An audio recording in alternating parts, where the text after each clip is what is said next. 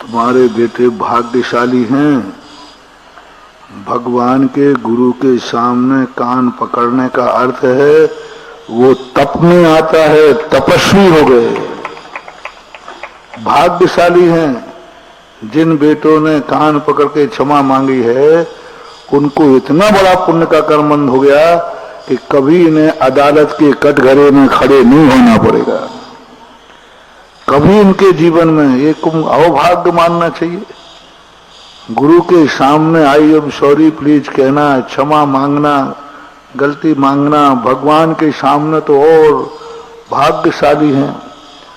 तुम्हारे बच्चों का पुण्य था जो मास्टर को ऐसा भाव आ गया। और यदि तुम्हें बुरा लग रहा हो तो आज यहाँ क्षमा की बात तो ठीक है, एक दिन जेल में जाकर के अदालत में क्षमा मांगना पड़ेगी। अदालत की सजा की अपेक्षा अदालत से जो मिलती है वह सजा है, और भगवान के सामने लेता है तो प्रायश्चित तप है। तो ये अपने अवभाग्य मानो और ऐसा मानो कि हे भगवान, जब भी हमसे गलती हो सदा में आपके सामने मेरे बच्चे दंड बैठक लगाते रहे। उन्होंने तो कान ही पकड़वाए।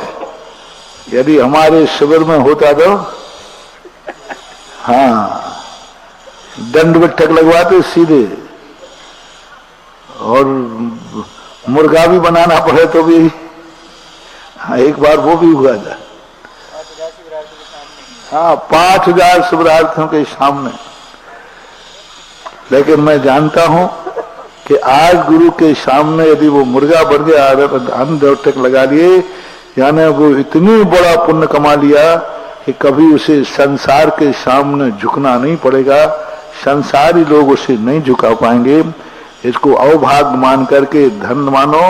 और तुम्हें यदि किसी देखो तो अब तुम और जाकर अब माता पिता से कहना है, यदि तुमने ऐसा माना हो कि मेरे बच्चों का अपमान है, अब मम्मी पापा और भगवान के सामने जावें, कान पकड़ें, दंड बैठक लगाएं और अपने बच्चों को अवभाग्य माने। अब एक और प्रायश्चित जुड़ गया मम्मी पापा का। राजीव जैन।